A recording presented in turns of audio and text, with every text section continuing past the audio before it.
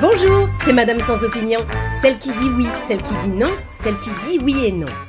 Aujourd'hui, je vais vous donner mon avis, ou pas, sur les congés menstruels, puisque l'Espagne est en passe de devenir le premier pays européen à instaurer ces congés spéciaux accordés aux femmes qui souffrent de dysménorrhée. Oui, vous savez, c'est le mot savant pour dire qu'on a des menstrues douloureuses. Je suis contre. Pas forcément contre le principe en lui-même, hein. Mais ce qui fait vraiment suer, c'est de se faire coiffer au poteau par les espingouins. Si ça avait été les Anglais encore, je ne dis pas. J'aurais pu accepter qu'ils débarquent sur le sujet avant nous. Mais pas les Espagnols. Déjà que leurs tapas de porc, les torresnos, là, sont entrés au patrimoine de l'UNESCO avant notre baguette. Ils ne vont pas, en plus, nous devancer sur les congés coquelicots, si? Eh ben si. Bon, après, ce que j'adore, c'est qu'on sorte ce sujet complètement tabou des culottes pour le poser sur la table.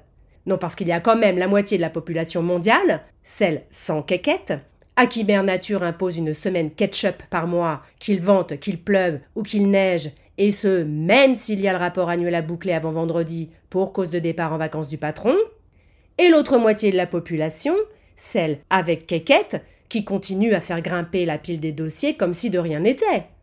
Conclusion, ça ne me semble pas complètement absurde que le Code du travail se penche sur la question chez nous aussi. Alors oui, je sais ce que vous allez dire. En France, on est gâtés. On a déjà les congés maladie. D'ailleurs, pour tout vous dire, en ce moment, je suis moi-même en arrêt. Mais au risque d'en choquer certains, je tiens quand même à rappeler qu'avoir ces lunes n'est pas une pathologie. Ah non, je vous assure. Être une femme est un handicap, peut-être, mais pas une maladie. Bref, tout ça pour dire que j'aime bien qu'on parle des congés ragnagnas, mais je ne sais pas quoi en penser. C'est vrai que quand je vois ma collègue Christine pliée en deux sur sa chaise de bureau, pourtant ergonomique, la chaise, pas Christine, pouvant à peine manipuler la graffeuse sans pousser des petits cris de douleur, j'ai pitié. Mais d'un autre côté, je ne vois pas pourquoi, au simple prétexte que chez moi tout le tout-team menstruel passe comme une lettre à la poste, je devrais me cogner ses dossiers à sa place une semaine par mois. Et que dire de Jean-Claude alors, qui partage le bureau et une partie des dossiers avec Christine et moi ? Si on va par là, lui aussi pourrait se mettre à réclamer des congés liés aux maux qu'il est plus susceptible de subir en tant qu'homme, l'hémophilie, le cancer des testicules, la gueule de bois. Non, franchement, c'est déshabiller Paul pour habiller Jacques, déshabiller Jean-Claude et moi pour habiller Christine, quoi.